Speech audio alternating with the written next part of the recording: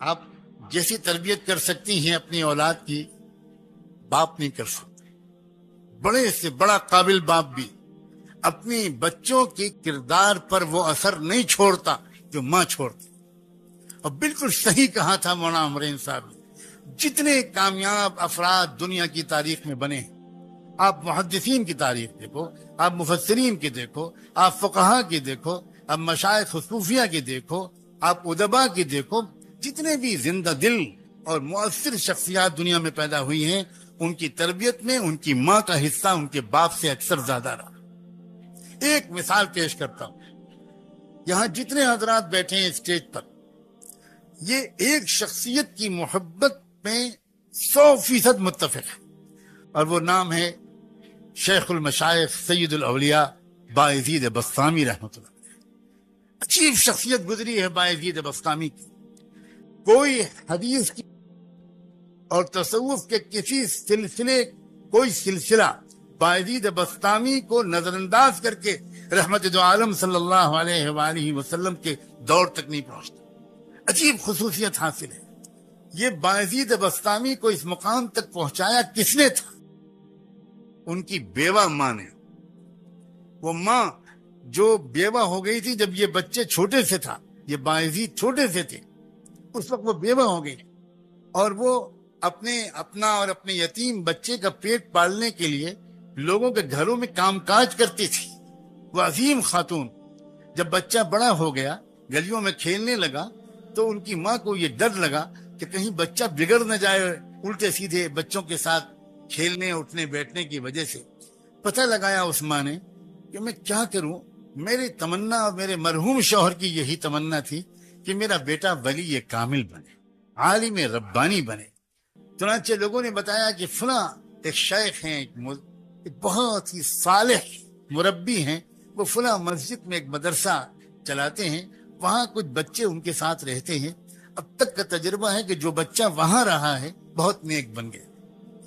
وہ بیچاری بیوہ عورت اپنے یتیم بچے کو لے کر پتہ پوچھتے پوچھتے ان شیخ کے پاس پہنچی، سلام کیا، نہ تعارف کرایا، حضرت میں غریب بیوہ عورت ہوں، یہ میرا یتیم بچہ ہے، میرے مرحوم شوہر کی بھی یہ تمنا تھی اور میری بھی کہ یہ اچھا عالم بن جائے، پوچھتے پوچھتے آپ کے پاس حاضر ہوئی ہوں، اس کو اپنے قدموں میں جگہ دے دیجئے، رکھ لیجئے، اور اس کو عالم اللہ والا بنا دیجئے۔ بہت متاثر ہوئے وہ شیخ، کہا بہت اچھا، چھوڑ جاؤ، میں اپنی سی پوری کوشش کروں گا۔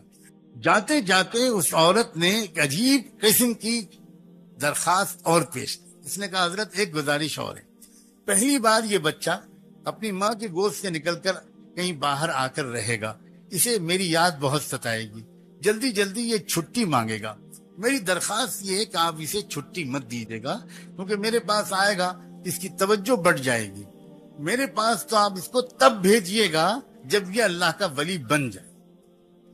انہیں بہت حیرت ہوئی کہ عجیب اللہ کی بندی ہے، بہت قدر آئی۔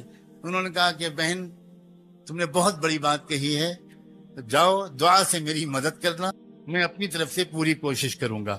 وہ چلی گئیں، وہ بچہ پڑھنے میں لگ گیا، کچھ مہینے گزرے، جب برداشت سے باہر ہو گیا تو اس بچے نے اپنے استاد سے درخواست کی کہ حضرت بہت دن ہو گئے، مجھے اپنی امی کی بہت یاد آ رہی ہے، مجھے ایک دن کی چھٹی دے دی، ایک دن کی، میں وعدہ کرتا ہوں کل واپس آ جاؤں گا۔ وہ استاد پریشان ہوئے، اگر وہ اجازت دیتے ہیں تو ماں سے کیا ہوا وعدہ ٹوٹتا ہے، اگر وہ منع کرتے ہیں تو یتیم معصوم بچے کا دل ٹوٹتا ہے، کریں تو کیا کریں۔ سوچنے لگے، اللہ کی طرف متوجہ ہو کر مانگا، اللہ میں کیا کروں، میں کیا جواب دوں اس بچے کی درخواست کا۔ اللہ تعالیٰ نے ان کے دل و دماغ میں خیال ڈالا، انہوں نے کہا بیٹا ایک کام کرو، میں تم کو سبق دیتا ہوں، تم شام تک وہ سبق یاد کر کے مجھے پورا سنا دو گے تو میں تم کو چھٹی دے دوں گا۔ بچہ خوش ہو گیا، اس نے سبق لیا، وہ اندر گیا اور اس نے جا کر جو اوراق پلٹے تو وہ سمجھ گیا کہ اتنا سبق تو شام تک یاد کرنا ناممکن ہے، استاد نے جان بوجھ کے اتنا سبق دیا تھا۔ اب وہ بہت پریشان ہوا، واپس جاؤں استاد کے پاس جاؤں، ان سے کہوں کہ سبق کم کر دیجئے، آپ نے زیادہ دے دیا، پھر سوچا یہ بے ادبی ہوگی، تو پھر اس نے ایک اور بات سوچی، اس نے کہا میں بچپن سے ماں بھی مجھے یہی کہتی تھی، بہت غور سے سننا یہ بات، बचपन से मुझे माँ भी ये कहती थी कि अल्लाह सब कुछ कर सकता है, और उस्ताद भी रोज यही कहते हैं। आज मैं उसका तजुर्बा करता हूँ। किताब अलग रखी, 2 रकत नमाज पढ़ी और नन्हे मुन्ने हाथ उठाकर अल्लाह से मांगना शुरू कि अल्लाह, बचपन से माँ यही कहती थी, उस्ताद भी रोज यही कहते हैं, आप सब कर सकते हैं। आज आप अपनी कुदरत मुझ यतीम बच्चे की मदद करके दिखा दीजिए, ये सबक शाम तक याद करवा दीजिए। उसके बाद दुआ करके याद करने में लग गया। शाम तक शाम हुई तो उस्ताद के पास आया, कहा उस्ताद जी सबक सुन लीजिए। उस्ताद को यकीन था कि सबक तो पूरा याद हो ही नहीं सकता। उस्ताद ने कहा सुनाओ बेटा। अब जो बच्चे ने सुनाया तो उस्ताद हैरान रह गए, न कहीं भूला न कहीं अटका, पूरा सबक सुना दिया। उस्ताद समझ गया कि इस बच्चे के साथ अल्लाह का मामला, इसकी माँ की दुआओं की तुफैल कुछ और है।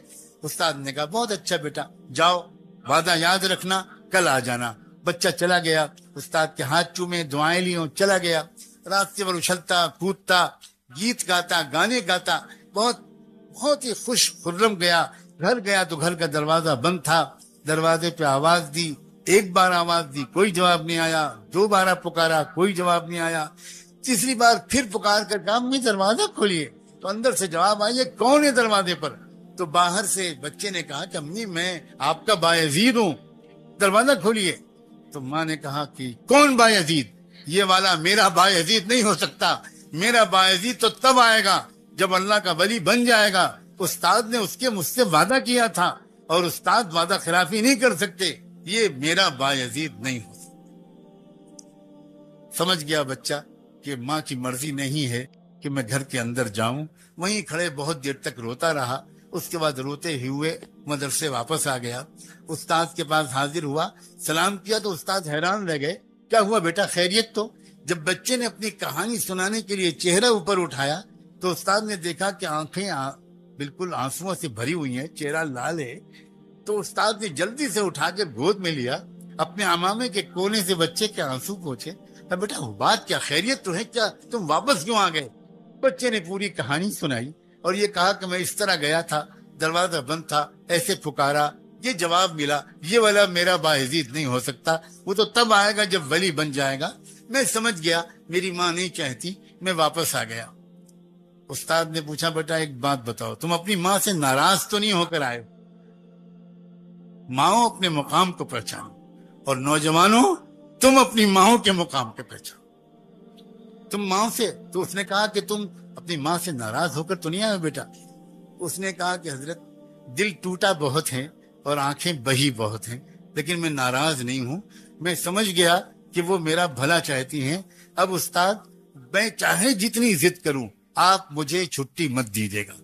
इतनी दरखास्त और है कि ये दुआ कर दीजिए कि मेरी माँ काम करते करते बीमार रहने लगी हैं, जरा उनकी जिंदगी में इतनी बरकत हो जाए कि वो मुझे कुछ बना हुआ देख लें, उनकी तमन्ना पूरी हो जाए, उनकी आंखें ठंडी हो जाएं। उस्ताद ने कहा बेटा मैं रोज ये दुआ मांगूंगा। मैं किस्सा मुख्तसर करते हुए ये बात कहता हूँ और खास तौर पर माओं से कहता हूँ कि 16 साल तक वो बच्चा अपनी माँ के पास है। उसके बाद फिर क्या हुआ, अल्लाह अकबर व कबीरा। एक रात थी, तहज्जुद के वक्त तहज्जुद की नमाज पढ़ के वो उस्ताद जरा आराम करने के लिए लेटे तो उनको जियारत हुई रहमत दो आलम सल्लल्लाहु अलैहि वसल्लम की। और आपने अपन शेख से उस रोयाए सालिहा में, उस बाबरकत सच्चे ख्वाब में ये फरमाया कि देखो वो जो जुनैद है, वो जो बायजीद है, नौजवान तुम्हारे यहाँ, उसकी तरबियत मुकम्मल हो गई और उसको विलायत कुबरा का झंडा दे दिया गया। अब तुम उसको जाओ, बिशारत दो और उसको रुखसत करो। जल्दी से वो उठे, उन्होंने वुजू किया और अंदर गए तो देखा कि बायजीद वो नौजवान वो तहज्जुद की नमाज पढ़ रहा था। इंतजार में वो पीछे बैठ गए। जब उसने सलाम फेरा तो पुकार कर कहा कि बायजीद इधर आओ। सीने से लगाया, पेशानी को चूमा, अपना अमामा उसके सर पर रख दिया, कहा तुम्हारी तरबियत मुकम्मल हो गई, तुम्हारी माँ की दुआएं वो कुर्बानी कबूल हो गई, अब जाओ, अब तुमको यहाँ नहीं रहना, उसकी जरूरत नहीं है। नौजवान ने फिर एक बार अपने उस्ताद के कदम बोसी की, उनके बोसे लिए, दुआओं की दरखास्त की और रवाना हो गया घर। आज भी दरवाजा बंद था, لیکن آج ہوا یہ کہ جب اس نے آواز دی تو پہلی آواز پر ماں نے دوڑ کر دروازہ کھولا اور دیکھا کہ سامنے وہ نوجوان تقوی کا، سنت و شریعت کا نور پیشانی سے چھلکتا ہوا. پوچھا بیٹا آ گیا میرا لال؟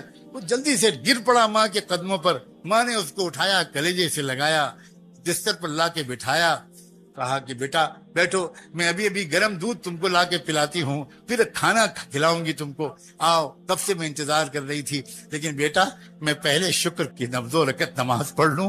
پٹا پرانا بوریا بچھایا، 2 رکعت نماز شکر پڑھی اور کہا اللہ میں اسی دن کے لیے آپ سے جینے کی توفیق مانگتی تھی کہ زندہ رکھیے گا تاکہ میں دیکھ سکوں اپنے بیٹے کو. اب آپ جب چاہیں ایمان کے ساتھ مجھے بلا لے، اب مجھے جینے کی کوئی تمنا نہیں. یہ ہوا کرتی تھی عورت. جب ایسی عورتیں ہوتی تھیں تو اولادیں ہوتی تھیں. پھر ابو حنیفہ و غزالی، بخاری، ایسی عورتیں ہوتی تھیں تو باعزید بسطامی پیدا ہوتے تھے. ایسی عورتیں ہوتی تھیں تو پھر صلاح الدین ایوبی پیدا ہوتے تھے. اب میں کس کس کا نام لوں؟ ہم سب بگڑ گئے ہیں. میں اپنی صرف عورتوں کا شکوہ کروں گا تو میں بالکل زیادتی کروں گا.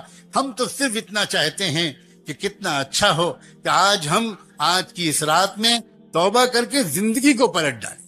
نوجوان بھی، مرد بھی، عورتیں بھی، بہویں بھی، بیٹیاں بھی، نئی نویلی دلہنیں بھی، بوڑھے بھی، صحافی بھی، تاجر بھی، علماء بھی، طلبہ بھی، مدرسین بھی، پروفیشنلز بھی، ایجوکیٹڈ کلاس بھی، انٹلیکچوئلز بھی، سب یہ محسوس کریں کہ یقیناً ہم سے غلطیاں ہوئی ہیں جس کی وجہ سے آج ہم کو یہ دن دیکھنے پڑ رہے ہیں، اور ان غلطیوں کو ہم بدلنا شروع کریں. انشاءاللہ حالات اسی رخ پر چلے جائیں گے.